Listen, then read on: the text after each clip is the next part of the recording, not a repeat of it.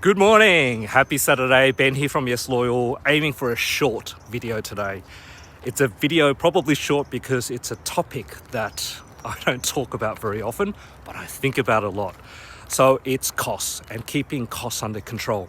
So short because I want to ask you 3 questions, have a think about it over the weekend, and I will share my answers in advance so you know where I sit on these 3 questions.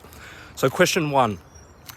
Who is in charge of keeping your costs under control? Is it you or someone else, or do you need to find someone to look at this area? And I think for small businesses, often personal costs and business costs are quite intertwined.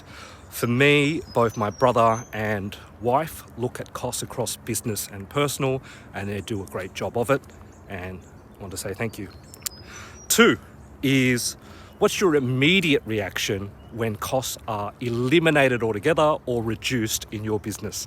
And for me, it's yes. And I think all of you will probably share the same reaction. Number 3 is, what are the long-term things that go on in your head when costs are reduced? And this is where I think it dispels the myth now that I don't think about cost, because people think that I don't care about it, but I care deeply about it, but probably in a much different way than most do, because I do have that moment when costs are reduced, but then what happens in my brain is I start thinking a reduction in my costs is the decrease in revenue for someone else.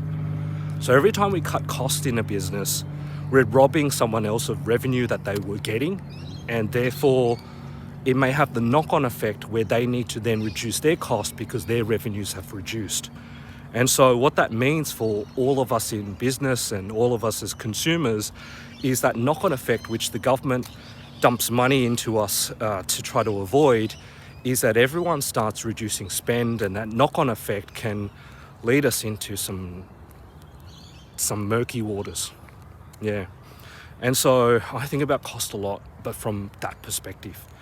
And I think that there's no real takeaway or solution that I have apart from the fact that businesses and consumers need to keep spending, but spend more on improving needs versus chasing wants, and keeping the spend net rather than reducing. And if we achieve that, then we'll have a more stable economy and better for all in the long run.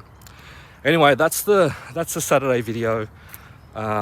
So how much do you do around costs and thinking around costs?